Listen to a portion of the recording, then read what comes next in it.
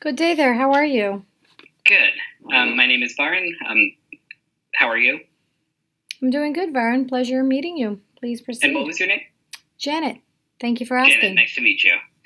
So the situation that I was given was that one of my friends asked me to join his test preparation company. He felt that this would be a fairly easy business venture because there are already a lot of resources out there.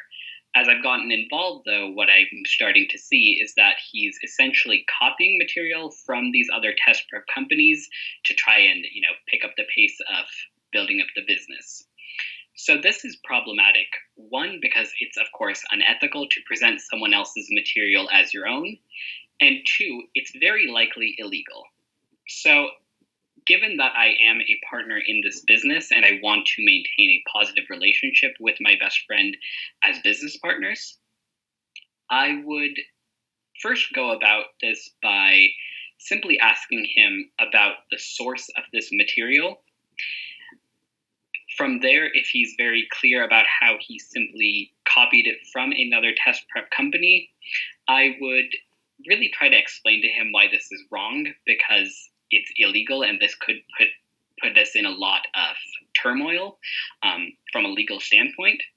So hopefully at that point he's able to understand that this is not something that we are able to do, and I would also be upfront in that I am not interested in engaging in any of these types of business practices that are unethical, because those are things that are very important to me. At that point, if I would hope that he would understand that this is not how we can go about conducting our business, but if he is simply not understanding and not willing to change his practices, I would then explain to him that I'm not interested in taking this business any further with him and would choose to opt out. Of course, this situation I think can be a little complicated because me and this other individual are friends outside of the business. But that being said, in contexts like this, it's important to keep your personal and professional lives separate. So that would be one principle I would keep in mind. Overall, I think being level-headed and calm throughout these discussions is also really important. One principle that I learned previously is that you should never view these types of disagreements as an interpersonal conflict, but rather you and the other individual are trying to resolve the situation you have together. So really, again, keeping in mind that this individual is your partner. So as I said, keep a calm, level-headed attitude and be really upfront about my concerns and try to explain to him why these practices are unethical, and hope he's able to understand that moving ahead. Thank you.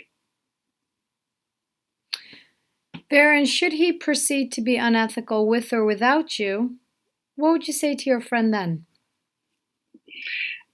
If he were to continue being unethical,